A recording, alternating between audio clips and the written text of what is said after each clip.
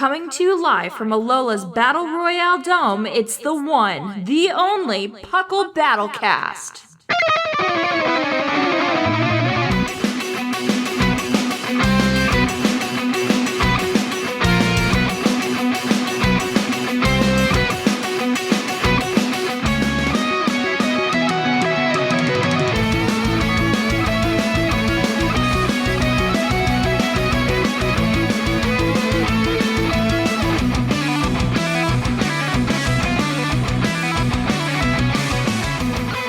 Hello and welcome to episode 44 of the Battlecast. I am your host, Seth Weavile, and it's a big month. It's time for the every 3-month tier shifts, which is what our topic is going to be today. And I'm not here alone. I've got another brilliant person with me. It's a tag team this month, so harkening back to the old TCG set, it's Mr. Sharkfinnigan. How are you, sir? Doing great. How are you? I'm not bad. I am not bad. It's been fun watching these kind of effects of the latest tier shift take place. It's only been on for, 2 weeks now as of release? Something like that? Yeah. No, it's happened then. Some waves have already kind of trickled in for some of these droppers specifically. Yeah. Yeah, some tiering action has even started to take place, so they're on it. It's great to see. But how have you been just in general? What kind of Pokemon shenanigans have you been up to this last month? Because you were on last month's show too. Yeah. Mainly I've been doing just a bunch of Draft League primarily. That's specifically I'm in a couple of Uber Draft Leagues right now. That's right, you mentioned that. One is a team tour with me, Cloud9, P. McGee, and Huiku are all a part of. Ooh. Yep, so we basically just have 3 draft teams, and we can just kind of pick who plays what and kind of best 2 out of 3 that each week with those teams, so that's been so fun. Cool. What's been your most successful thing? You said it was like mainly Ubers, right? Mm-hmm. I think that's honestly one of the better ones I've been at lately, just kind of being able to get just the one big scary threat and be able to try to sweep with it. Or sometimes you get like 2, depending on how it's tiered up, you usually get like either one broken one, like one team that I have is like I can only get Mewtwo. Okay. But I mean, when you have Mewtwo paired with things like Lando T, Infernape for offensive power, and then you have like Mega Aggron, Umbreon, Pyukumuku for like the big fat. Yeah. And Florges as well. Mm-hmm. Yeah, it's like, no, this team's going to do pretty well. I'm not surprised Pyukumuku was mentioned, just with McGee being part of it, honestly. Yeah, our team name is Team Larry, which is the name that P. McGee has given to Pyukumuku, and we all drafted Pyukumuku on our teams. Oh, that's hilarious. Yeah. I love it. Mm-hmm. And the first week, P. McGee did not bring his, and me and Claude brought ours, and they both put in a lot of work. Did they really? Mm-hmm. I got a toxic kill on one of them, so... Yeah, no, I mean, my opponent kept setting up with stuff, and unaware, Pyukumuku kind of just sits there, so... I guess if you don't know, if you're unaware of it, exactly. I guess you can do that. Exactly. That is hilarious. Ugh. But then, otherwise, I've also did the PUCL Game Night stream this past weekend. I missed out on that. Yeah, where we played the classic Pokemon Master Trainer, which was a blast. And also... that sounds fun. Also, terrible game, but it was still a lot of fun. That's the one with all the little tiles and everything, right? Yeah, exactly. You just basically have to... It's just a lot of really bad dice rolls and just trying to... You really need to get a whole evolution line to even have a chance to really beat some of the Elite Four members. And we just kept having crazy luck and things. I think for most of it, we were having to fight either Lance or Blue. And they're literally it's 9 impossible to beat them outright. You have to have the right cards in hand and have the right rolls at the right time and hope no one else F's you up. Which we weren't. I think at the point where we were at that stage, we were just just in the game because it took 3 hours to get there. My gosh. Yeah. I've still got most of those tiles physically. I had that game physically a long time ago, but I can't find the board for the life of me. And if I did, I know it wouldn't be complete. So, yeah, oh well. I'm curious how good mine is. I know I have it somewhere in my parents' house, but I have not seen it recently. But I would love to pull that bad boy out. Exactly. Print out some replacement things. Exactly. Just make a deck of it on your own. Oh, yeah. Oh, that would be fun. Oh, well. We'll both be looking for it at our respective parents' places, so exactly. Whoever gets it first wins. Anyway, we are the Battlecast. We are not the Pokemon Master to be a master or whatever the game was called. Master whatever it cast. So we will dive into it, and this month is a little bit different than normal.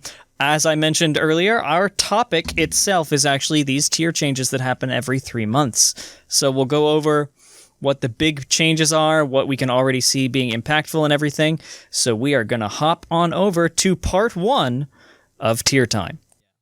And now it's time to see the results of this month's Blood, Sweat, and Tearing.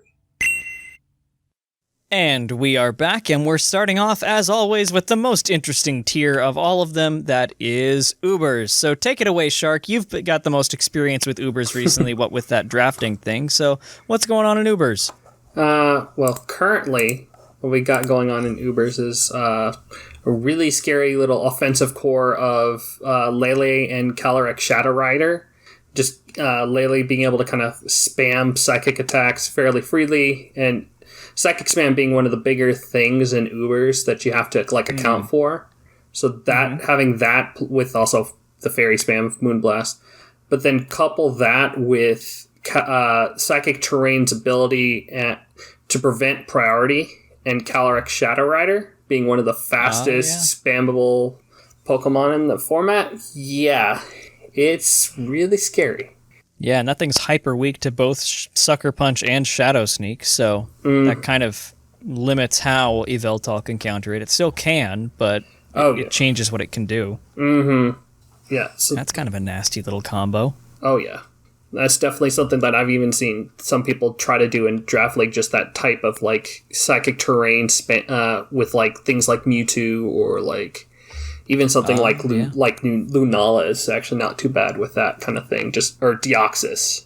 Just be able to spam that kind of thing. But, yeah, otherwise, there's been some analysis recently done on using berries on Uber's format. Some of the big things, I think, being Eternatus, using a whole bunch of different types of berries, such as citrus berry, citrus, Haban, Shuka, and I think even a little bit of Yachi, but I think those types of berries, the reason why they're useful is that, one, Eternatus, most of the Uber's Pokemon themselves have really high stats. They can be able to take advantage of these resist berries.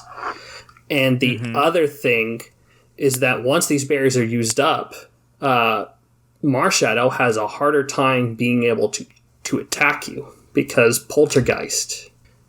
Oh, I didn't think of that. Okay. Yes, that's a very tricky, fun thing to counter Marshadow. Marshadow is stupid dumb, first of all. Ghosts fighting, there's very little you can do about it. The big things that you do is you either run item list if you're on your fairy types that you can maybe be able to eat the fighting attack, and if they're running Poltergeist, you punish that. Alternatively, these berries, they'll give you at least that little one-off attack that you can be able to take a hit or get some advantage out of. But then later on, now you're immune to Poltergeist. Right. So I think that's the big thing of why. Yeah, it's that so didn't good even in the occur format, to me. Or it's kind of gaining usage in the format. Mm-hmm. And there's a few others that are kind of more niche type things, back on Eternatus. Eternatus is poison, so it resists the fighting stab. So it actually becomes a really good Marshadow counter. For sure, yeah. Yeah, it's got. I see. One of the things that I see on here is one of my personal favorite strategies, which is Chesto Rest. Yes. Zygarde being the main user there, so... Oh, yeah. Zygarde's so tanky, especially once you get it in its fully constructed form. Mm-hmm. It's just... Yeah, you can just... If you just set up a couple coils with it, and generally you could just pop off really well 1,000 arrows. Mm-hmm. I love Zygarde. It's I've redone my favorite of each type chart recently, and it's moved to my favorite ground slot. So yeah, the only thing that like hurts it is like not having Stealth Rock. Like it doesn't have Stealth Rock, but other than that, it's really good. It is a really good ground, a really good dragon. It is bulky to high heavens, and it can either bulk itself up or just go fast and just spam 1,000 arrows for days. Mm-hmm. And it just needs the one offensive move, so it really does. It can get by. Like maybe you can stick in the dragon, but otherwise, yeah. And even Glare's really good too on it. Yeah, super annoying. All right, well, very cool. That is Ubers pretty much in a nutshell. As usual, not much is happening with it just because it's kind of an odd tier, but it's whenever a big threat comes, how quickly do they deal with it, and if it's not that big of a deal, it stays the same for a good long while. Mm-hmm. Yep. And so let's move on down to the next tier, and we're going to do a little bit of jumping around here for part 1, and we're going to skip OU and UU and jump down to RU, just to give OU and UU the true respect that they deserve. They need to have kind of their own segment bit. So I will go ahead and hop into RU. So the last time we spoke, dear listener, the Durant the Durant suspect had just begun, and the results came back a couple weeks after that, and Durant was ruled too much for the tier, so it has been banned from RU, so it's gone. So with that tier shifting a couple of weeks ago, notably 3 things departed from the tier. Those are Seismitoad, Barraskewda, and Alolan Ninetales. Notably, Barraskewda and Alolan Ninetales jumped all the way from here to OU, so they completely bypassed UU at all. Just something to note for later. But yeah, the RU tier no longer has Seismitoad, Barraskewda, or Alolan Ninetales. And Grimmsnarl and Nidoqueen dropped from UU into this tier, so that's where they're at right now. If I had to guess, I think that Seismitoad, if we're being honest, is going to drop down again next month. Rain is leaving UU again. Another thing is entering UU that's going to really give Seismitoad a lot of competition. We'll talk about that later. Yeah. But I think Seismitoad will return. I think it really would depend on how good Politoed Rain is in both UU or in UU. I think Rain is still a good. Barraskewda, spoiler alert, it jumps all the way up to OU, so it kind of skirts around. So Seismitoad being one of the better swift swimmers in UU at the moment, kind of at least potentially means it could stay. But I mean, it really just depends on how good Politoed Rain is for UU at this current metagame. And Politoad's not really a good Rain. It's not as good as Pelipper. Yeah. Pelipper just gives you that momentum that Politoed does not. That's so important. And just recovery, too. Mm-hmm. So yeah, that's the only reason, but I don't disagree with you. But it's more, I think it's more if Rain exists in UU anymore. Mm-hmm. And Seismitoad's weird in that it's both defensive and offensive, depending on what the ability you select is. So, I mean, you can either have the water immunity and be a wall, or go offensive and do the swift swim thing. So it can really kind of choose. That's one big advantage it has. That said, though, because Seismitoad is gone, Raikou gets to go even crazier, as well as just any other electric types, because one of the big electric immunities has now left. Raikou doesn't really have good coverage for it either, so it can run other things with impunity. The other ground type that entered, like Nidoqueen, gets popped by Scald, which Raikou learns for some reason. So. Yeah, Raikou gets Scald and Weather Ball, so it has both available to it. So whether it's a rain or not, it's gonna be able to be a menace. Yeah, it's got a great moveset for what it is. It didn't lose much from the hidden power leaving because it gained Scald. So that was kind of cool. Exactly. So it's got Scald, it's got Aura Sphere. Yeah, it basically deals with most of its checks, except for the Water Ground, Water Absorb Pokemon. Exactly. Cough, cough, Seismitoad. Cough, cough. Cough, cough, exactly. So a new arrival, as we mentioned a minute ago, Grimmsnarl, is getting a little bit of chatter. Honestly, though, it's kind of not quite dead on arrival, but close because of that light clay ban that happened with UU and everything else below OU. So Grimmsnarl's biggest quote-unquote niche of prankster screens is a little bit nerfed. It can still do it, but, it just loses those 3 turns granted by the light clay. Though, to be fair, if you look at some of the currently in RU, the top 2 Pokemon... Well, the top Pokemon is Flygon, which Grimmsnarl does a decent time checking. Umbreon, Grimmsnarl can take on. There's a couple fairies, though, that are still there that make it a little harder, but it's got... Absolutely. But still, it's like it can have a niche, but it's going to be definitely more offensive than that support set that's typically run with it. Exactly. It might be like a support attacker with something like Thunder Wave, Taunt, and it stabs, or maybe a bulk up attacker because that's boosted by Prankster 2. You can absorb hits better than you would expect. Prankster Sub is fun. Punch. Yep. So, I think someone will find a good use for it that has a niche here. I don't personally see it going much lower than RU because it's pretty darn good, and I think RU is a good spot for it. That's just my opinion, just guessing. But yeah, I that's what I think it'll end up being. Probably not a screen setter. It can be in some situations, but more than likely some kind of hybrid utility and offense thing with its stabs, because Fairy Dark is really good, even in this area. Lots of things are hit neutrally by that combination. Oh, so yeah. Grimmsnarl probably has a good place down here. On the topic of weather, which we mentioned a little bit earlier, there's a little bit of a resurgence of hail. Even though they lost Alolan Ninetales, they still have access to Vanillux, and Arctivish is starting to see a little bit of traction because, Arctizolt is gone, and why not just go down to the next thing? But to be fair, Vanillux is actually a really good... it could be a very good Pokemon. It's got a really good stat line, and just the right... Just needs a little more speed, but 110 special attacks, spammable Blizzard is never bad. Yeah, and it gets some funky moves, too. I think it gets Freeze Dry, of course, but it also gets access to Taunt, which is a big thing for it. Mm-hmm.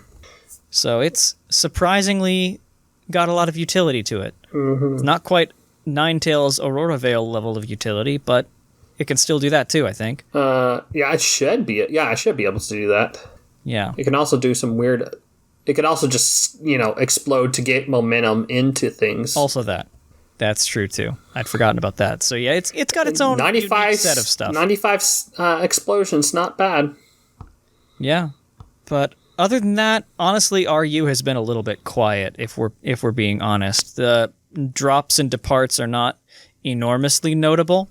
Mm-hmm. Unlike a couple of the other tiers that we're going to talk about. So let's just hop into the next one. Yes. Tell me a little bit about NU, Shark. Speaking about those, speaking about making noise, what comes in, first of all, you got Duoblade, which is, a really nice Pokemon in that format. It's got, with Eviolite, it's ridiculously bulky, and it's got good ghost spammable attacks. It can be offensive, defensive, toxic sets, or Sacred Sword to be able to break through some of those defensive pieces in the format, like Bronzong and Diancie. Not bad. Yeah, those like to boost their defense, so Sacred Sword going through those is great. Mm-hmm. But more notably than that, Regidrago and Snorlax come in and immediately are quick banned. Yep. Because Regidrago is it's really shouldn't be in. Honestly, I don't think it should be in you, given what Pokemon are there. Mm-hmm. Yes, you have things like Sylveon and Diancie in the top bit.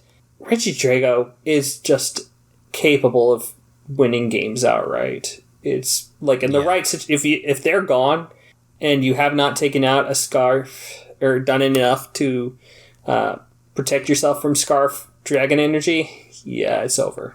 Yep. So you have that. That one was too much. It was too much, too fast. They decided to quick ban it, and it was completely unanimous. Snorlax was not unanimous, and kind of how they handled Glastrier, how it kind of came in, was quick banned, and then they let it back in safely to test it for real. They're doing the same thing with Snorlax now. They're letting it come in and just see how it does, but it's in the suspect now. Now that they kind of like waited to see, like, okay, people weren't sure about it, so like, let's see how bad it really is. And yeah, it is currently being suspected in about a week's time.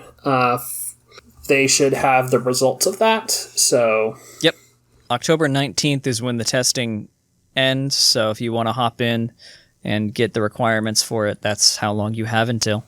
Yeah, I don't think it's actually too bad to get there. You do have to play 50 games. You need at least 30 games, but you can definitely... I think the GXE seems a little bit lower than typical OU ban suspect tests. So if that's something you want to do, if you want to see how good Snorlax is, and the two really good sets for it, which are currently Choice Band and Curse. Because Mudsdale, also in the format, has been known to run a Choice Band set. It basically kind of slots in pretty well. And Snorlax has really good coverage moves. And yeah, it does. Earthquake and Earthquake or Darkest Lariat for Bronzong. Earthquake for DNC, who would stop it. And yeah, I think it pretty much hits everything else in the top 10 at the moment of NU. I mean, it isn't like Flame Body Talonflame, but I don't think Talonflame likes Body Slams, so... Yeah. So, yeah, and then just the Curse set. It can get stupidly bulky, and there's not too much that can break it easily once it's able to start popping off. Yeah, with its natural special defense set, too. It's crazy. Mm-hmm. It's like, the real big fighting type is going to be Surfetch to try to break it, so we'll see. We'll see for sure how it does, but I don't know if it's going to last myself here. Mm-hmm. From what I could read, the overall impression is that it's pretty balanced for the most part. It's nice that it adds something else that can resist Ghost, which there are a lot of down there, especially now with Doublade as well, just adding to that. But it can kind of get out of hand quickly if you don't deal with it. So, a threat, but not broken is the impression I'm getting so far. Yeah. But we do still have a week left, so who knows? Yeah, so it's on that edge for sure. So we'll see. We'll see how it goes. And we have... I mean, it's going to be interesting how everything's going to unfold in the next few months here with BDSP and Legends Arceus and home connectivity. We'll see how that all unfolds in this format. So yeah. That'll be interesting to see. I'm excited for that. Mm-hmm. So it may be UNU banned for a little bit, but... We'll see how that all shifts. Exactly. That's probably not happening till 2022, though, unfortunately, based on the home announcement. So we have a while. Mm-hmm. But not too long. Not too long to be unbanned. Maybe Regidrago will be good, or be good enough for NU. There might be some things that keep it in check now. Exactly. Some other weird fairy, like... that we get from Hisui. Oh, I don't know. You got Florges. I mean, if Sylveon is in NU, I'm pretty sure Florges will be in NU. And yeah. What if they give it a grass Hisuian form? Yeah, maybe. Not fairy grass, just straight up grass. Just be wrong on both forms. Oh my gosh. So I guess a couple other things that happened here too is there's been a little bit of respect given for a couple more Pokemon down here that I'm seeing. Do you want to hit those real fast? Oh, yes. First of all, Talonflame is just really good at being a fairly defensive Pokemon in this format. It doesn't seem like it, but Fire Flying is really a good defensive type. And being able, with its Flame Body and its speed and being able to taunt, Will-O-Wisp, and pivot out, it's got a lot in its toolkit to be able to just have a good control on the format and be able to kind of check certain things. As well, Inteleon is a really good offensive water type. It's got a pretty solid move pool and gives you that momentum with U-turn and flip turn. In DDF, you've got the scary expanding force psychic terrain combination with Dazzling Gleam. So basically just a mini Lele. Yeah. Togedemaru is a good check right now to run a Mo, which is one of the right now as of September number 3 in the format.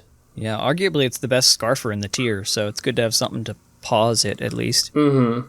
And it gives you wish support out of this the little spiky hedgehog boy there. I always forget it learns that. Every time I'm surprised to learn that it learns wish. Yeah, I wish it learned spikes. I wish it learned spikes. Doesn't it now? It does not learn. I thought it did. It does not learn spikes. I tried to use it in Draft League. It just didn't work. But then again, I was using it in an Ubers League, which is probably not the best way to try to use it. I had some cheeky sects. It had some cheeky potential of, like, you could do, like, sturdy, like, endeavors. It could be annoying. It could nuzzle. It could do a lot of little things. But it just, like, I want it to have spikes as well, and it didn't have spikes. And it just I had to check you because, honestly, I didn't believe you. I thought it got something, but it gets nothing. Does not get any sort of hazards. Like, if it was hazards, I'm pretty sure it'd be more popular in NU. Yeah. Maybe. I mean, it's got iron barbs. What the? It's got iron barbed spiky shield, but not Why not spikes? It doesn't shoot its little quills out. No, it just keeps them on its body. I guess that's the more appropriate thing to do. I keep my appendages on my body as well.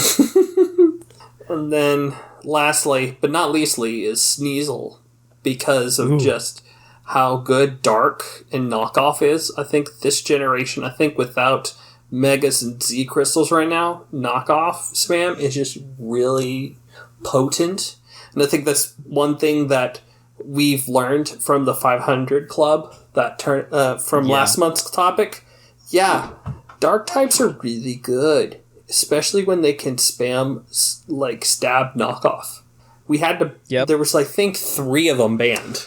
Were there really? Yes. Bisharp was banned. Crawdaunt was banned. And... let me see. What was the last one? There's another one that was just... oh, Pangoro. It was first Pangoro and Bisharp week 1. Just because Pangoro as well... just being able to have it's Urshifu. Mm-hmm, it's an Urshifu in the format. We can't let Urshifu be in the format. No budget Urshifu for you. Get out of here. Yeah, no Urshifu, or aka Pongoro. And then, Bisharp and Crawdaunt. And there was even minor talks of Scrafty at point, but I think it was more in jest. But Scrafty as well, like, it was... I mean, Knockoff is strong. And when there's nothing wants to eat it right now in the format. And when you have a Pokemon like Sneasel, that's got still, like, even it's not as fast or as hard hitting as its fully evolved form, it's still really good. And Triple Axle, Heavy Duty Boots, Choice Band, Choice Scarf, whatever you want to use. Even Wide Limbs with Triple Axle just to make sure you hit all 3 Triple Axles. Yeah. That's ugly. Mm-hmm.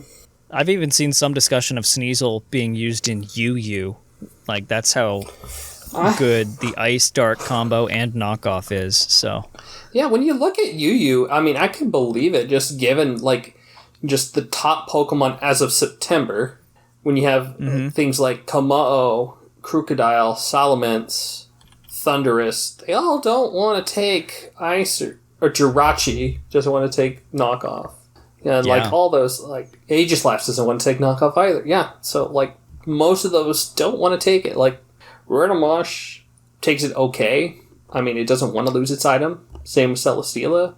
Same with Amoonguss. Nothing wants to lose its item. That's the thing. And it's good. Sneasel's got 115 speed, 95 attack. Like, it has the stats where it needs it. It's just enough. I don't... like, in UU, I think it needs a little bit more to get there. Yeah. but I can see why it's being discussed, because, I mean, I've used it before, just as, like, you know, as a budget Weavile, as that, you know, in Draft League, just as a little speed threat that, you know, will revenge kill anything, pretty much. And it does a decent job at it. So. Yeah. Not to be taken lightly. Mm-hmm. So I think we have one more format we're going to talk about before the big meat of the show. Yes, we do, and that is PU, the bottom tier. So, there weren't any bans or really any arrivals because it's PU. Nothing really drops into PU, or didn't, rather, this time. So, the only things that really happened were departures, which are things that got enough usage to leave the tier. Those are 2 Pokemon, Weavile Steel and Passimian, which is honestly a very, very big loss, especially for Passimian, honestly. Both of those were 2 semi-reliable Drampa checks, which a couple months ago was unbanned and was allowed to be used again, around the same time as Executor Alolan. That one was banned, but Drampa still is down there, and Passimian was part of what was keeping it down there and keeping it in check. Now that that's gone, the old goofy dragon is kind of going a little bit berserk. Yeah, ha ha. Yeah. There's a lot of jokes in the discussion threads about all the NU players stealing the good fighting types from PU because they banned all of their own. So here we are, them stealing the final good one in Passimian, because really they have a couple other fighting types, but not that are to the same caliber. Those really are Sock and Hitmonlee, and maybe fighting type Weavile. But, you know, those all are hurt in one way or another in strength, in speed, or for Weavile's case, not being able to run an item like Scarf. So there's pros and cons to each one of them. Mm-hmm. Drampa oftentimes was running a Coppleberry in order to lure in Passimian and then bop it when it tried to take it out. Now it doesn't have to do that. It can run other scarier items or take its sweet time to set up Calm Minds, making it yet more lethal. God, 130 with Berserk. Yeah, and with this, honestly, the speed helps with the Berserk too, because it being slower, you can trigger Berserk before your turn occurs, before your attack happens. So yeah, it's pretty good. Between Weavile Steel and Passimian, they also checked a lot of other things down in this tier, namely Scrafty, Charizard, Serena, and Galarian Articuno were all things that those 2 in tandem or individually checked. So they'll start to see a bit of surging, giving things like hazard removal a little bit more leeway because of Charizard and Serena. Like those 2 together, Serena can spin, Charizard takes advantage of no rocks being down, Articuno too, same thing. Defog might be a lot more common, so just watch for triggering Articuno's competitive. That's a scary thing to do. Oh, yeah. Yeah, I mean, you still had to worry about it when Passimian was there in case it was running Defiant, so... Oh, yeah. I think that's its main ability that does any good, right? Yeah, I'm pretty sure. Does he get Moldbreaker? Let's see. Passimian. Pause for quick looking up. It gets Receiver and Defiant. Receiver. The only one of those is good. Receiver. So Defiant is its ability for singles. Yeah. Let's act like Receiver doesn't exist. Yeah. Yeah, so. This is singles format discussion here, not doubles. Yeah. Honestly, Passimian being gone means Defog is much better. Super common because it's not gone. Or not triggering Defiant all the time. Yeah, so, you still have Articuno, but otherwise, yeah, like that's it. So it's going to be a little easier to sneak in those defogs. Yeah. Yep. Yeah, for sure. I forgot about it. Gets Defiant. I thought it just basically was like Zygarde and had no ability. I forgot. Mm-hmm. Nope, it has an actual ability. Mm-hmm. No, I used it as well in the 500 Club, just like Scarf Defiant, and there was a couple of times that webs happened. It's like, well, I'm now +2 at normal speed. Let's go. Oh, yeah. Uh-huh. Webs will probably go crazy now, at least a little bit, because a lot of good setters are down here, Actually, I think. webs is not bad. Would be in PU, because, I mean, you're not triggering competitive off of Galarian Articuno. Yeah, it flies. Yeah. Oh yeah, on that team? Ooh, that'd be good. Because you'd force your opponent Use your webs, folks. Yeah. Webs would be good. Because you get to... You have to force T-Fog to trigger it, so, yeah. Mm-hmm. If I had to make a prediction, though, I'm expecting some kind of action on Drampa to take place in the near future, because it's probably going to be too much now that its primary check is gone.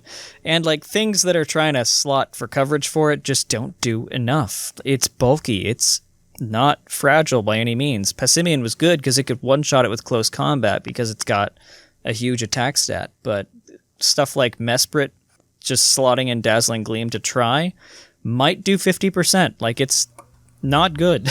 Yeah, it's like you might get Serena with, like, a high jump kick doing close, and, like, you're gonna have to trade. It's not gonna be a one-for-one. Like, it's not gonna be like Drampa, like, take something and then you can easily take it back out with Passimian. No, you're gonna have to wear it. You may have to take 2 hits to take down Drampa. Yeah. Which we'll see. We'll see what happens.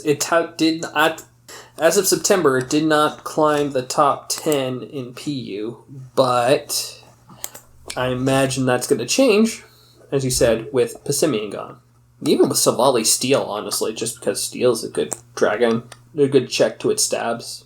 Yeah. It does get Flamethrower, though. Yeah. It's got a stupid coverage. It's got crazy. It's got Surf. I think it gets Thunderbolt, and Thunderbolt, Surf, Flamethrower, cool. Mm-hmm. That covers pretty much everything in the top 10, almost. Right there, not in addition to its own 2 stabs. Yeah. Goofiness.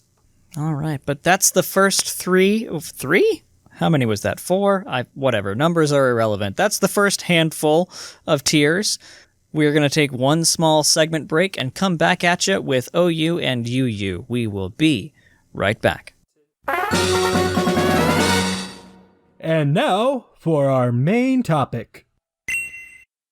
And we're back with part 2 of Tier Time with the big ones, the OU and the UU, which have by far the biggest changes to them, at least as UU is concerned. OU is in a stable kind of place right now, wouldn't you say? Yeah, I would say so. I would say right now it's been pretty good. Just the big thing with the hail, it's kind of stabilized a bit. Now but it seems like it's definitely here to stay. It wasn't just the fluke, for sure. That's when we start looking at what rose into it. Yeah. I mean, Ninetales jumping from RU to OU in one tier shift period. Yeah. It kind of speaks for that. Yeah, as well as Pelipper rising, honestly, as counter weather. Yeah, so you got basically the big risers into OU. You've got Victini and Blacephalon jumping from UUBL. Buzzwall and Pelipper going from UU proper. And then Barraskewda and Alolan Ninetales jumping from RU. So, yeah, you've got Hail as the king weather of the format right now, and Rain trying to kind of counter it. Sand doesn't do well in the current weather wars. It really doesn't. And if you're honestly the sand thing, it's like you're accidentally having sand on your team. You're either running a Tyranitar and using that to boost its special defense, or running a Hippowdon just to have a fat ground. I haven't seen a whole lot of things built around the sand anymore, even with Dracozolt existing. I was surprised by that. Mm-hmm. But yeah. It's just a worse weather, I guess. Oh well. Yeah. Sand is just kind of there by accident. It's good by itself. It's definitely had a lot of moments, and we'll definitely get into some of the ramifications of what's happened here. For sure. Yeah, that's one of the big reasons, sand being meh, that one of the UU things takes place. But we won't give that away, even though our smarter listeners probably figured it out already. We are going to quickly discuss the Community Pulse survey that happened in the last couple of weeks. They do that every once in a while. I think they're on a set schedule, but I don't, for the life of me, remember what that set schedule is. But they sent out that survey. You could respond to it if you wanted to, and they have the results back as of a couple of days ago.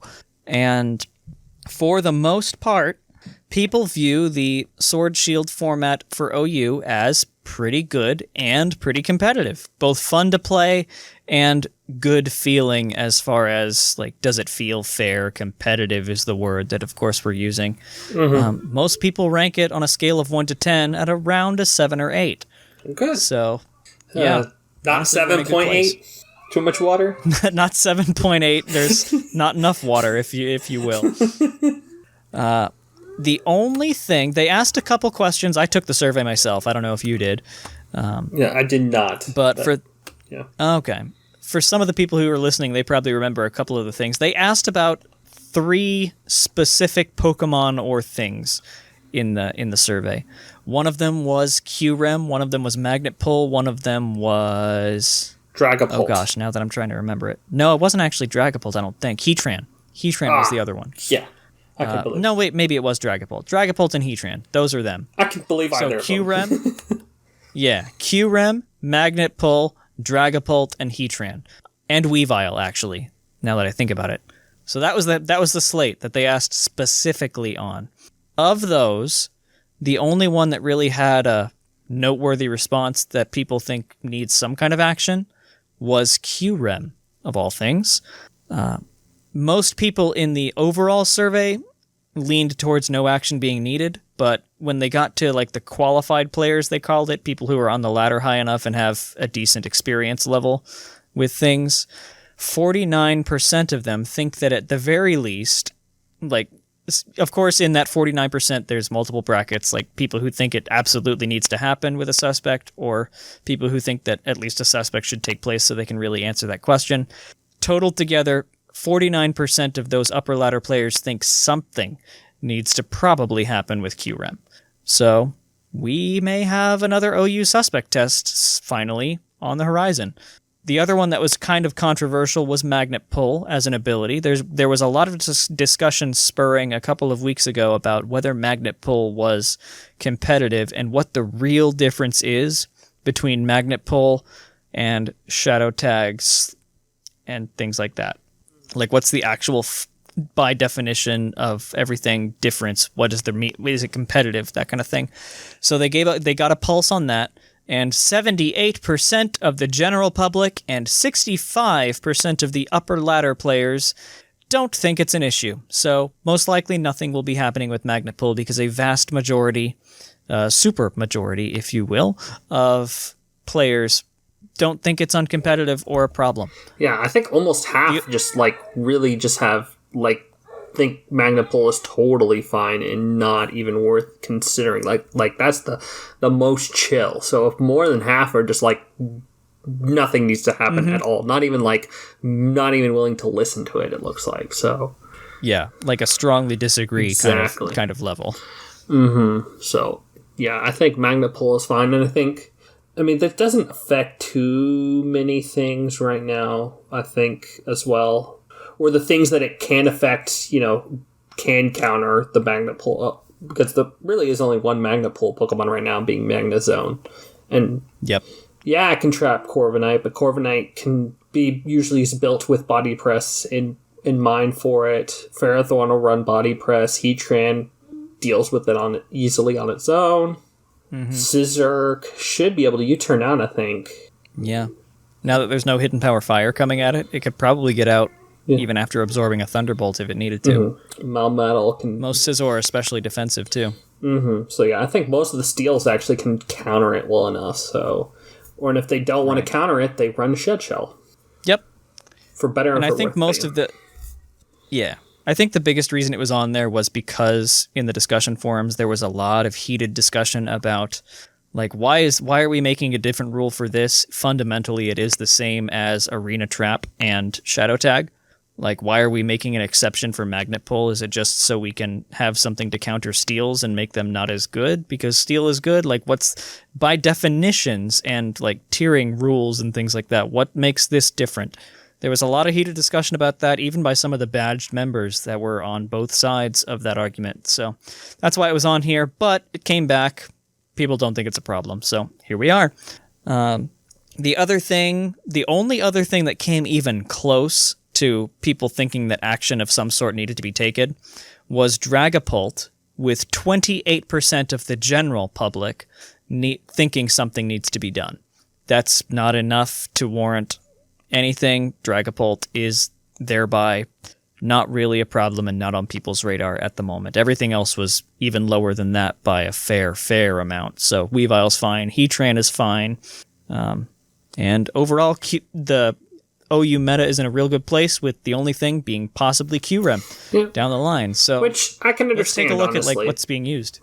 Yeah, me too, honestly. Like it's got a good typing. It's got good stabs. It could be it could usually slap a Scarf. It could put up a sub Bruce Toxic. It's got a good variety ability. But I think right now, I mean, it's, September usage? It's number 20. Yep. It's not even like Lando T's way up at the top. I mean, I don't think it's an issue. It always will be, honestly. Yeah, I mean Lando T. Yeah, not until BDSP gets Glysaur back, but that's a different topic. That'll shave off 10%. Exactly. Yeah. But yeah, I think the thing that puts Kyurem over, in my opinion, is the Freeze Dry move, which, makes it so typical waters can't counter it anymore. They're actually weak to it.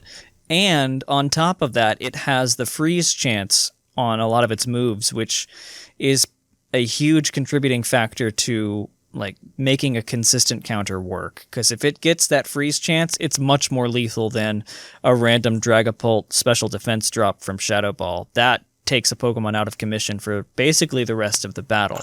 That's fair. So yeah. That on its most spammable stab move is probably what kind of is making people lean towards Over the Edge. Even Tapu Fini, which has had an enormous surge of usability. It's actually the number 1 Tapu right now. Yeah? It is. Just above Lele. Yeah, Lele finally Fini's got an enormous there, variety. Come again, I'm sorry? Lele's, I think, finally peaking up at the top 10. I think it's kind of been stuck in that middle bunch for a long time.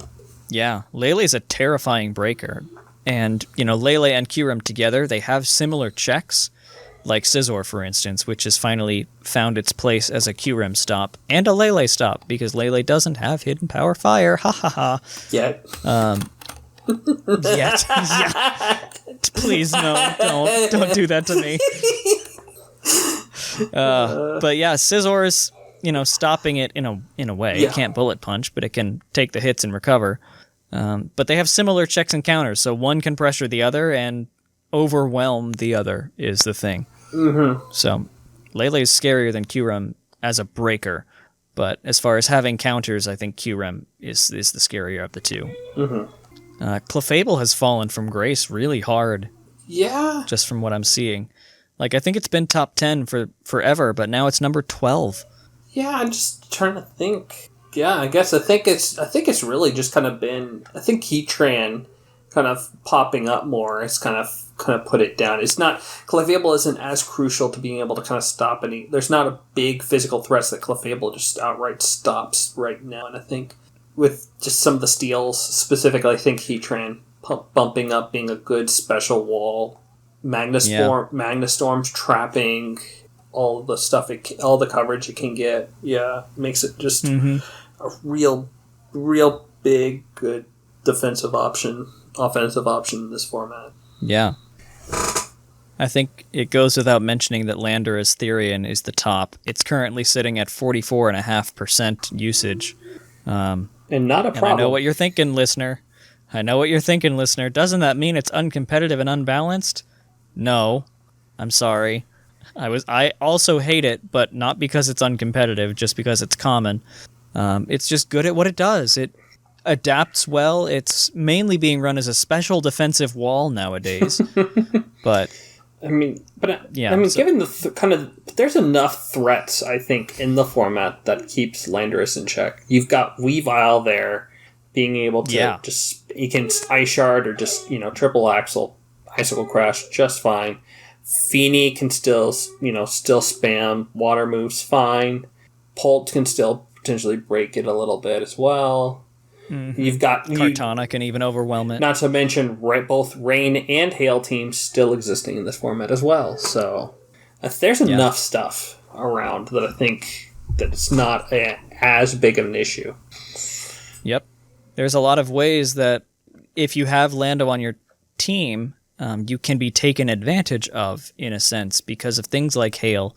people will aim to take out that Landorus. So even though it's at 44% usage, it can still actually be potentially a liability, depending on what happens. Oh, yeah. Like Ice Beam on your Galarian Slowking. For me personally, I love Galarian Slowking. I've fallen in love with that thing. Oh, yeah, it's the best. Especially paired with Buzzwole. Yeah, it's the best of the slow right now because of its... For sure. I think that it doesn't get teleport, which sucks, but I think Correct. I think the poison typing is better. Yeah. Because it's a better fighting check. Yeah. It really adds, and it can absorb toxic spikes too and make those... Like, its existence alone is making so toxic spikes just don't happen. Mm-hmm. So that's nice. But for me, I EV train mine so that it can absorb an earthquake from Lando and Ice Beam it to death. Nice. Yeah. So I can trick it. I can make a seemingly bad situation into a win for me. So, haha. I don't see Skarmory on this list. Spoiler alert. Yeah, no, where's It's Skarmory? falling out of grace real hard. Yeah. There's just better flyings. Corviknight's on here. Dragonite is on here, doing incredibly well. Tornadus, Zapdos. Ferrothorn is a better spiker, honestly. Yeah. No, there's... And a lot of things that you would send it in on, like it can't stop physical attackers in OU right now because Garchomp runs Fire Fang now. Weavile is Weavile and will just ice move you to death. Yeah. And I would imagine that Triple Axle two-shots I'm you. pretty sure that, it should two-shot easily. And Corviknight's just better because it actually has a special defense stat to go with the other, so it can actually kind of stand a chance against Lele. Yeah, the balanced defense of Corviknight is definitely a better thing for it because it can bulk up to boost its defense, and it has the special defense to handle things like Clefable Fire flamethrowers, Slowking flamethrowers occasionally, things like that, from the walls. So I'll leave you with one spice idea if you want to be a fancy OU person, and that is what's sitting at number 27, Mew. Run it Dragon Dance. Take people off guard. Yeah. That's my recommendation. Yeah, you can do a lot of things. Yeah, Dragon Dance looks good. Yeah, Dragon Dance, Fire move, Ground move. Yeah. And Psychic, I think, would do enough. Yeah, it can tear through a whole lot of stuff. So that's my spice rack. I don't have a set for you, but just do it. Yeah, trust me. I'm just spitballing what I think probably the coverage you run based on usage, but maybe you run Psychic, Fighting, Dark. You can Drain Punch, Earthquake. You can do anything, really. Flare Blitz is probably a given. Yeah, I think with a couple things like Corviknight and Ferrothorn, that Weavile, Kartana. Yeah. Fire seems good for sure. Yeah.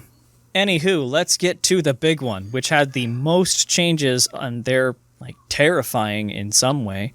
We are moving to UU, which is the big tier for this month of October. So I'll quickly run through all of the things entering and leaving. So first of all, they unbanned Latias. So Latias is back in underused.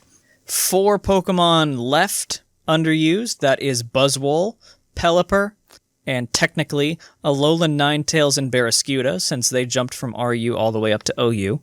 So that's 4 Mons that are no longer usable there. And finally, the ones that dropped from OU into UU.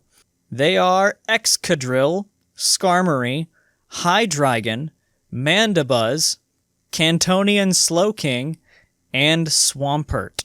And holy macaroni, that is 2 Pokemon that were previously Uber that are now in underused. Can you freaking believe that? Yeah, I cannot, because I remember when playing in Gen 5, when Excadrill was banned, I was playing Sand a lot. And we touched on it earlier, just Sand just was not as good in OU anymore, and it just fell down a lot. It was near the...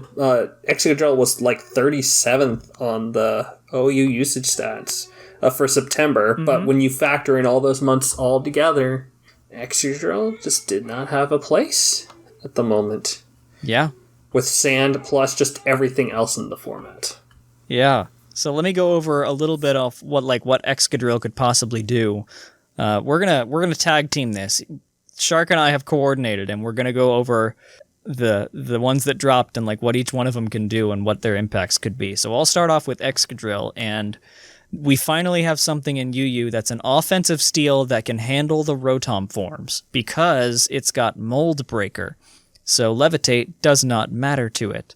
It can wreck common spin blockers, meaning that, it can go through bouncers. I don't think there's any bouncers that are relevant. There's Hatterene, I suppose, but it's not coming in on Excadrill. But it can wreck a lot of things that would just generally be trying to block it or defog. So it can reliably set its own Stealth Rock. It can also, we mentioned Sand. It can still do that. There's nothing stopping it, and Gigalith exists. So Sand can be set. So you could do that. It's just a really big bummer that both it and Skarmory dropped at the same time. So it really, in that sense, restricts it to being a Mold Breaker user and doing what it needs to do that way. But it's good. It has a surprisingly bulky ability to go bulky, rather, because it's got that massive HP stat, and it can be a special defensive wall. It can be a fairy killer. It can, as I mentioned, the Rotom killing.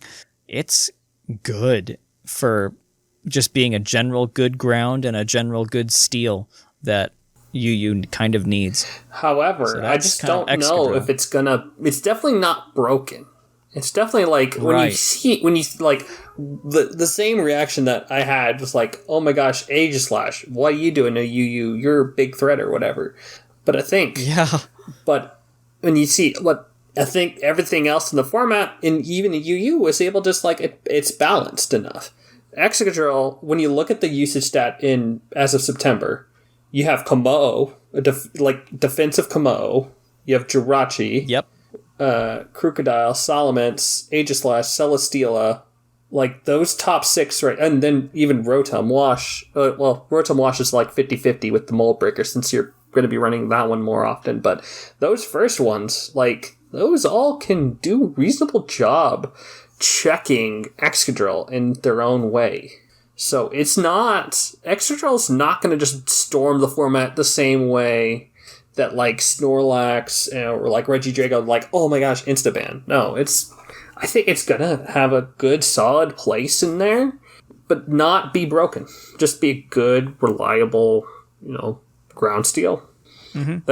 It is good for it that it enters right when Buzzwole leaves, because that would just really stink for it. Oh yeah. But, yeah. So that's Excadrill. You want to take us through the next one, Shark? Yeah. And then we go to Skarmory, which I think big thing.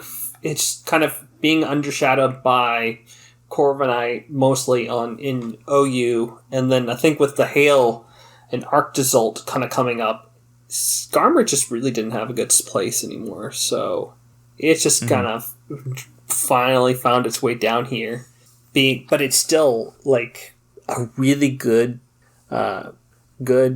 bulky steel flying type, just like Celesteela is, but it's got that ability to kind of put up the hazards, put up defog, and be a good defensive piece on most of these teams here.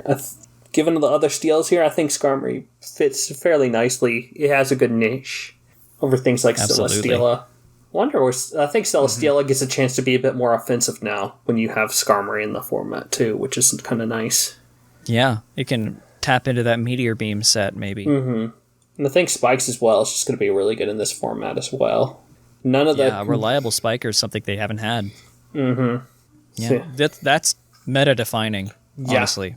Just Skarmory existing will really change a lot of what physical attackers can be used. So yeah, it's definitely going to be, and it's going to be interesting with Komo being the current number 1. I'm curious where Skarmory does a decent job checking it. So I'm curious how Komo adapts to it. Is it going to be a bit more special, or is it going to just still be the defensive piece and you're just going to pivot out more often, or what you going to do with it? So yeah, I imagine it'll start going special. Going that Throat Spray. Because it does get Flamethrower. Yeah. Throat Spray, Klingri Soul, or even just Throat Spray Boom Burst.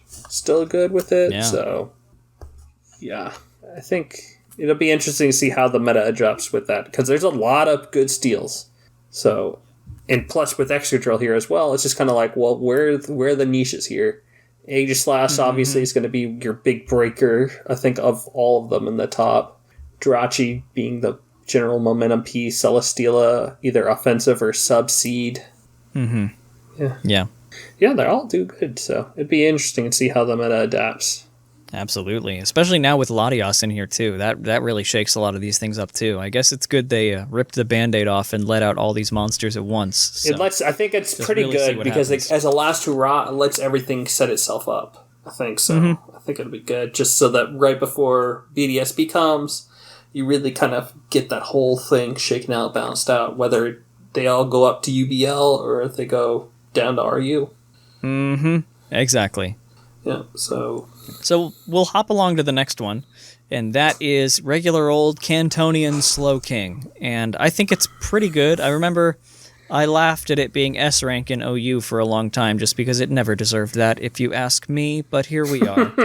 It's fallen to UU. And I think the biggest thing that will come out of Slowking is, number one, a Latios check for at least a little bit, so long as it doesn't run Thunderbolt. Even then, Slowking got a decent enough special defense stat, it probably could take one or two of them and then regen out. Mm-hmm. But it's that old combination of Future Sight, Teleport, and Regenerator all in one thing. It will enable a lot of other things to really pop off. Like some fighting types, like maybe Komo-o or Mienshao or things like that. Fighting types really take good advantage of the Future Sight. Other things like Zarude also both take advantage of Future Sight being in the air, because a lot of its counters don't like it, but also takes advantage of opposing Slowkings, because nothing in Slowking does not like seeing Zarude at all. And occasional flamethrower, but yeah, it does not like Zarude at all. Mm-hmm. And then... So, I think what Slowking will thrive on is not necessarily by itself, but what kind of other teammates it enables, while also being that Latios check for as long as Latios remains unbanned. Mm-hmm. So, it'll be interesting. It's good that they have another bulky water to give competition to some things. Rotom Wash in general. Just give just a different flavor in there. Yep, exactly. So that's all I've got on Slowking, if you want to take the next one. Alright, so next we have Hydra Gun, which had a really good time in this generation. It's been OU for quite a bit, and it fit really well, but I think, and just in general, I think with things like, I think Heatran was one of the big things that just kind of stopped it, just because it can run like really good Spadef and Magnastorm, just be able to wear it down pretty quickly. That it wasn't able to really... I would argue against that. I honestly used Hydreigon as a good Heatran counter just because it can heal and has Earth Power. I think what mostly done it in was Weavile, if I'm being honest, and that Surge. Because it was used as a knockoff absorber because it resisted it, but it can't come in on Weavile. That's fair too. No, that's fair. And Hail. Mm-hmm. And Hail being also a big threat right now. Yeah, Hydreigon just kind of whittled its way out of the format here. Mm-hmm. But now it puts itself in an interesting place with the other dragons, both Salamence and Komo in the format. But I think the fact is it's a good dark type, and I think it's going to be able to kind of keep a couple things at bay, including the new coming Latias that just popped in. Can do a decent job there. And even does a good job of dealing with Manda Buzz to an extent as well. And it's still got really good coverage. It can be able to deal with some of the fairies that try to switch into it. And I think overall it's going to have a good time. Be a nice partner to Excadrill. Oh yeah, if Excadrill clears the way of fairies, then Hydreigon can run train. Mm-hmm. Yeah. Yeah. That's that one. I think it'll be a good pair with Latios, too, because they kind of have similar checks in fairies and steals in general, so if they can pressure each other... Yeah, and they do a decent job. They have good coverage to deal with those, too. Fires, flash cannon, things like that. Yeah, just watch out for them Sneasels, apparently. Those rogue Sneasels. Those rogue random Sneasels. All right. Let's hop into another dark type, and that's Manda Buzz. And that one, I would say, just from what I've read and what I can kind of think about, it's okay. And that's about as far as I would go as far as its overall viability. It's just okay. It does a lot of things that other Pokemon in the tier do as good as, if not better than it. For example, there's a lot of really good defoggers, like, let me just scroll down to here. Salamence is a good defogger. Rotom is a good defogger. That's just a couple. It's a good enough knockoff user, but there are better knockoff users, like Crocodile, like other things that I can't think of just from this top Yeah, list. the top 10 is like, top 10 doesn't quite show all the... Let me peek the full list. It's got a slow U-turn, but other you things still got have slow Crawdont. pivots. It's got... Crawdont can spam knockoffs fairly well. I know Keldeo doesn't get knockoff. But that's just a threat in the format. No, it doesn't. Tangrowth gets knockoff. Yeah, that's a big thing it has competition for. Yeah, I think so. I think with Tangrowth in the format, I think it... Because I think Manda Buzz did really well in OU when it was more of a meta when things like Urshifu or Rillaboom were more popular, where it was like able to really kind of try to check some of those fighting types, or at least check Rillaboom, like dealing with those. Right. But it didn't really have a purpose anymore in OU. Most of the things, it can't really do well against these Hail teams, or most of the other offensive threats are more specially based or can work its way around Manda Buzz's typing, so... Mm-hmm. And I would say that the thing that made it OU forever is the thing that's going to keep it decent in UU. And I have said that everything does its job in a better way, but it's the only thing that does all of those jobs in one Pokemon. It's really good at roll compression. That's what Manda Buzz's selling point pretty much always will be, is roll compression. All in one Pokemon it can do this. So long as you keep its heavy-duty boots intact and have some other form of knockoff absorb on your team, Manda Buzz is okay at doing a lot of jobs in one slot. Yep. So that's its big sell. Eat, hit, keep roost, it safe, defog, keep its shoes on. U-turn. Yep. Exactly. Rinse, repeat, etc., etc. The life goes on. Mm-hmm. So hit us with our last newcomer to UU, Shark. The last newcomer is Swampert. I think with kind of the hail coming on, with the freeze dry and everything, and just in general ground types not as good at this second when you have Lando T kind of doing pretty much everything. Yeah. It was OU for far too long. And Swampert just kind of sells itself back down. It's going to be a good bulky water ground. It'll check Rotom Heat pretty well in the format. It'll set up Stealth Rock. It'll flip turn. It'll do just whatever you need it to kind of just eat hits and give you momentum or smack things around. There's still things that'll keep it in check, but I mean it's gonna have a good place. Even things like Keldeo in the formats can do a decent job kind of checking. Mm-hmm. Yeah, because it can be specially defensive or physically defensive. The stats are the same. You just have to EV it correctly. EV it or slap an Assault Vest. Mm-hmm. Or pair it with other team members that just fill in the gap. Make it physically defensive and pair it with Wish Sylveon. Oh yeah, absolutely. And it'll enjoy that. And it's got Flip Turn now, which is real cool. Mm-hmm. So yeah, and that will be the big thing. With Seismitoad coming into the format, it'll be a question of whether those two competing for that one kind of groundwater slot. Exactly. Which goes back to... If Rain's a thing, Seismitoad will have more use. Or if things like... I think if Keldeo pops off, with a couple of things that... Honestly, Keldeo could pop off. Now I'm talking out loud here. Buzzwole gone. Excadrill's here. Hydra Gun's here. Slowking is back. Slowking. That might keep it at bay. Slowking. You're right. Slowking will keep it at bay. And honestly, Latios, for as long as that's here, too. Yeah. Those two things would. Yeah.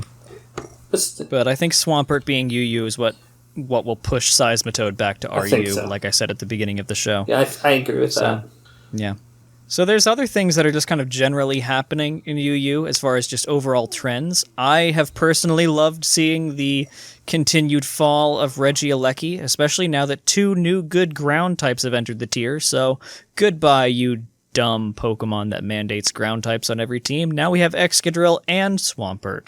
Keep falling, you goofy Pokemon. And Dicker's Beast popped up in usage as well. So there's a lot of... And Crocodiles being the top of the format. And you still just have Lurking, Mammoth Swine, Nidoking, Rhyperior in this in this format as well. It's like, yeah, no, but Regieleki not going to have fun. Though there's a lot of flying types, I'm not going to lie. Yeah, there are. Except one of them is Thunderous Therian. That does a good job stopping absorber, though. Regieleki. Yeah, in a different way. Zygarde is going to be kind of scary. 10% form, of course, because that's the only one that's allowed. Buzzwole was its biggest counter, and Skarmory can do nothing to stop it because Thousand Arrows works like that.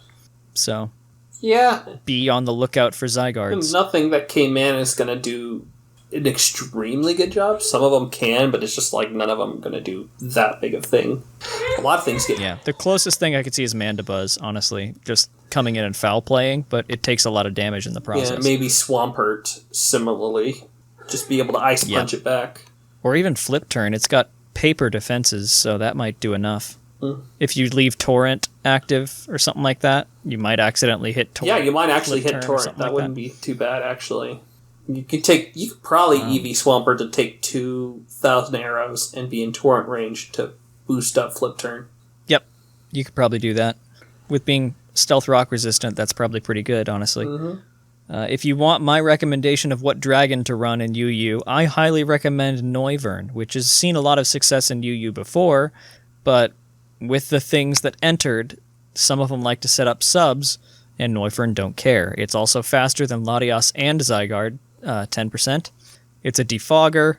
That's what I would recommend. Just do Meteor, Flamethrower, Defog Roost, and have a fun old time. Noivern's pretty darn good with the current trends. Yeah, that's pretty spicy, actually. Takes care of Hydra Gun, too. It's actually really spicy, given the kind of Pokemon that are in this format. Yeah, Sub Hydreigon doesn't like it. I think Latias could even run the subsets, but I'm curious it depends on which Komos are run too, though. Well, kind of depends. Soundproof could be. Yeah, that's... Soundproof can accidentally check, if you click Boom Burst on accident. Yeah, you typically wouldn't have it. I've seen Draco Meteor Flamethrower in most cases, just because those are its best moves. That's fair. Yeah. I also predict that, they unbanned Latias. Just looking at the feel and pulse of the the discussion forums, I don't think it's long for this world, very honestly. It's good that they're letting it out again now that huge changes came down in these Pokemon, but none of these Pokemon really stop Latias. Like, Slowking can slow it down if it's the wrong set. Manda Buzz can kind of slow it down, maybe. But if it gets the right move coverage or has a calm mind or something like that, nothing that's new really stops it. So there hasn't been a whole lot of changes that make it different than the last time it was banned.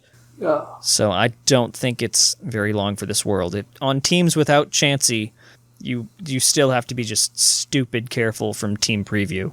So. There's format. Yeah, Latias has a lot. Depending on the right set can tear through this whole format.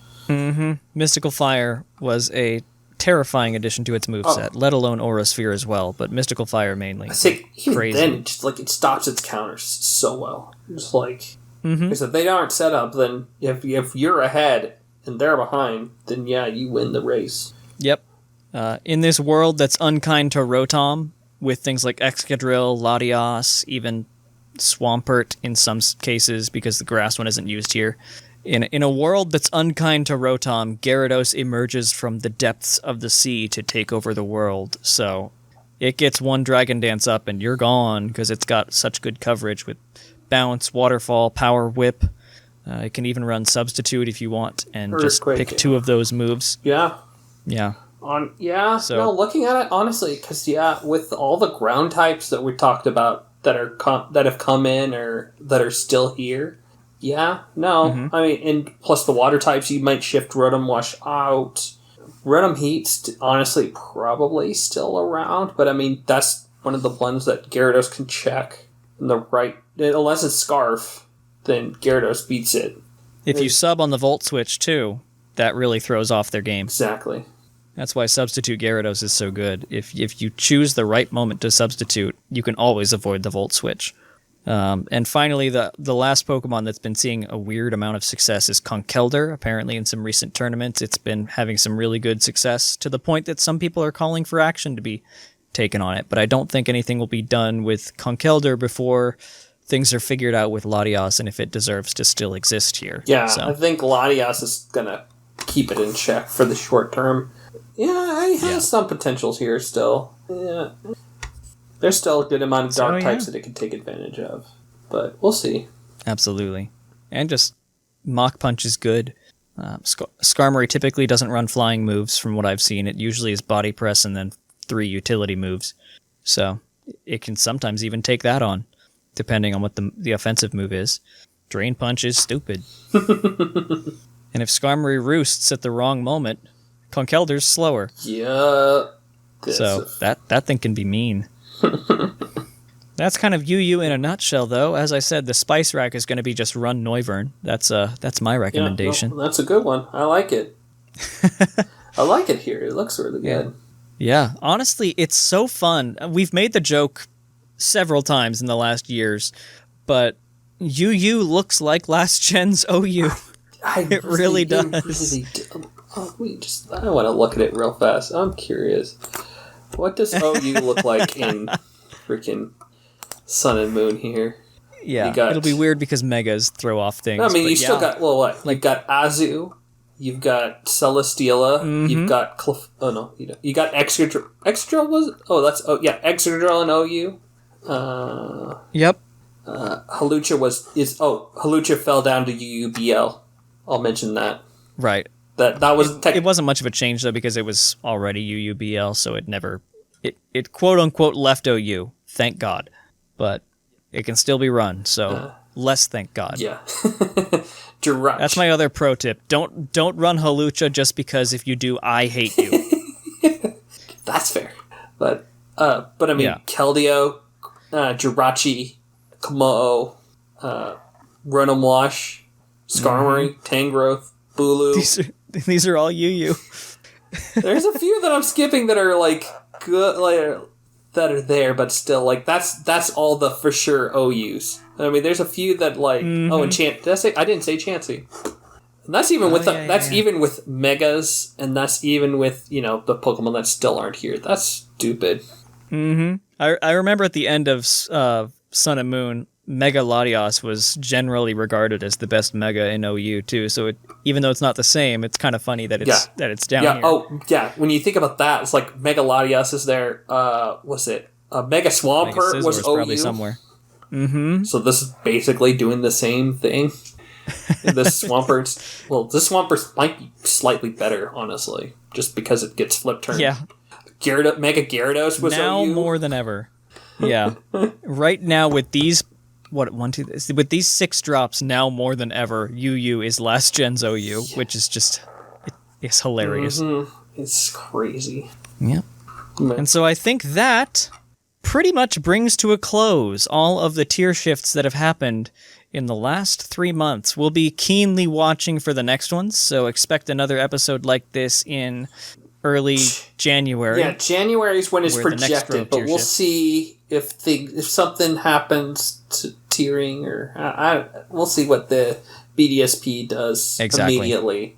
We are in the hands of how and when Pokemon Home is updated to allow things to come to Swish, if that even happens.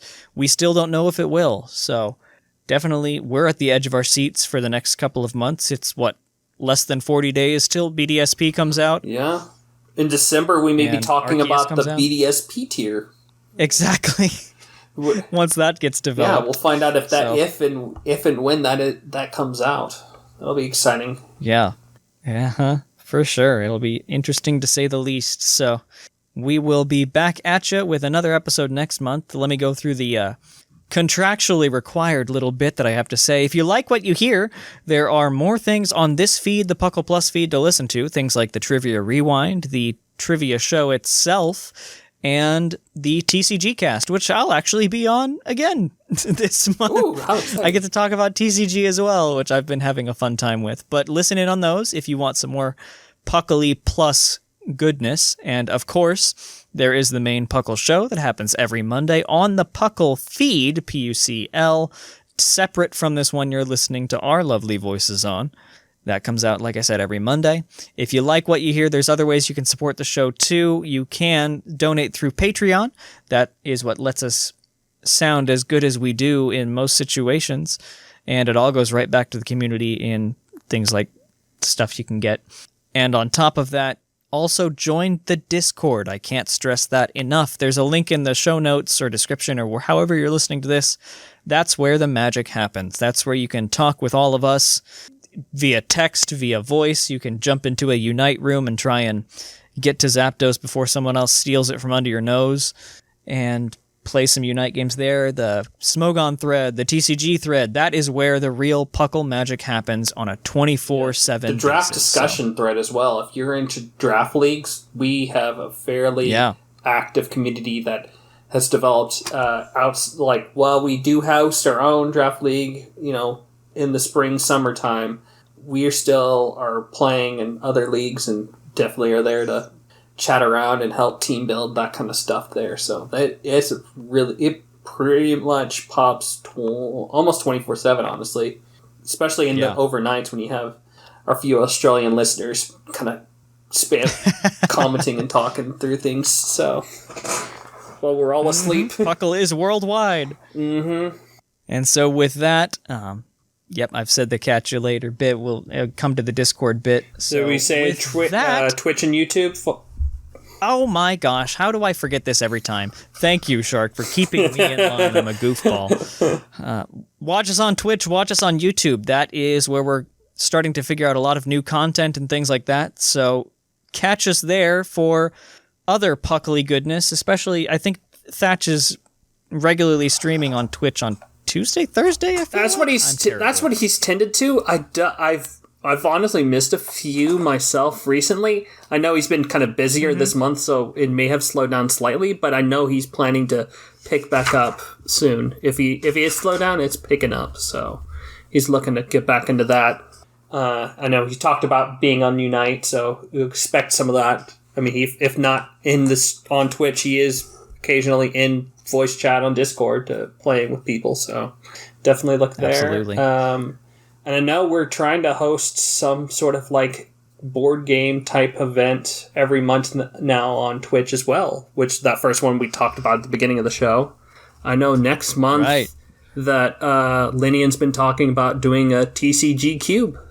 So that's right. He mentioned that to me. Yeah, that sounds pretty fun. So that'll be fun to watch and do. So should catch in all the PUCL-y goodness.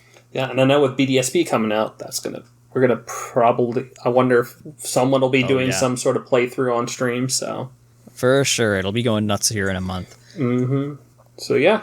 All right, and so with that, now that I've got my good friend Shark to keep me in line and make sure I fulfill this contract, I have been Seth Vilo. And I've been Sharkfinnigan.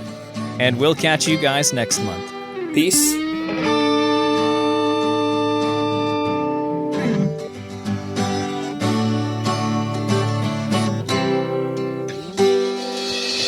Closing